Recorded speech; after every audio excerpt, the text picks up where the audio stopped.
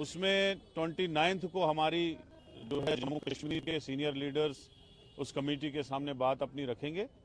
बाद में जो भी हाई कमांड इंडिया अलायंस के पार्टनर्स के साथ डिसाइड होगा तो हम सारे मिलके इंडिया अलायंस के जो 5 सीटें हैं हमारी, उसमें हम जम के इलेक्शन लड़ेंगे और 5 की 5 इंशाल्लाह जीतेंगे।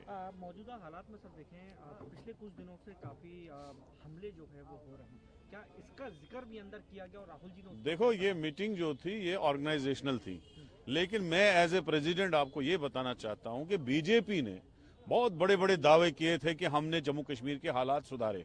पिछले 1 साल से उसी रजौरी पुंछ में कभी 10 फौजी जवान हमारे शहीद हुए, कभी 5 हुए, कभी 3 हुए, परसों और 5 हुए। उससे पहले कुकड़नाग में हमारे सीओ, डीएसपी साहब और मेजर साहब शहीद हुए। तो मैं कह रहा हूं कि जो बीजेपी ने दावे किए थे हमने जम्मू कश्मीर में आतंकवाद को खत्म किया, वो सारे आतंकवाद के जो दावे उनने खत्म करने के कहे थे वो सारे खोखले साबित हुए।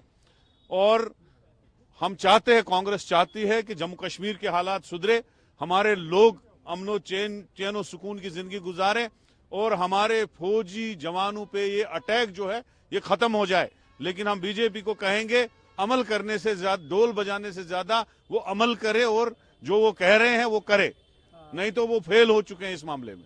फारूक अब्दुल्ला साहब ने जो बयान दिया है सर पाकिस्तान को लेकर की बातचीत, देखो, फारूक अब्दुल्ला साहब का अपना रीजनल पार्टी है, उनका अपना आइडियोलॉजी है, अपना मैनिफेस्टो है।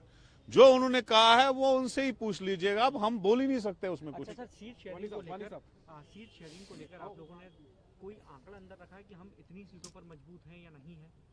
देखो, डिस्कशन तो सारा हुआ, अब जो हाई कमांड डिसाइड करेगी, जो हमें सीट मिलेगी हम उस पर जम के लड़ेंगे।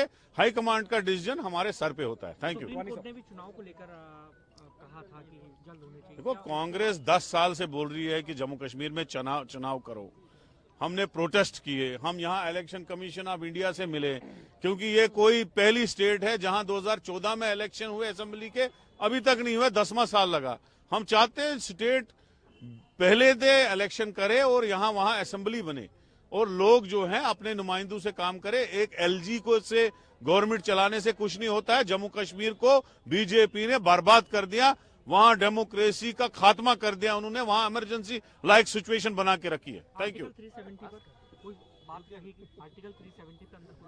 आर्टिकल 370 का फैसला अब सुप्रीम कोर्ट ने दिया है, अभी उस पर कोई डिस्कस नहीं हुआ। Thank you.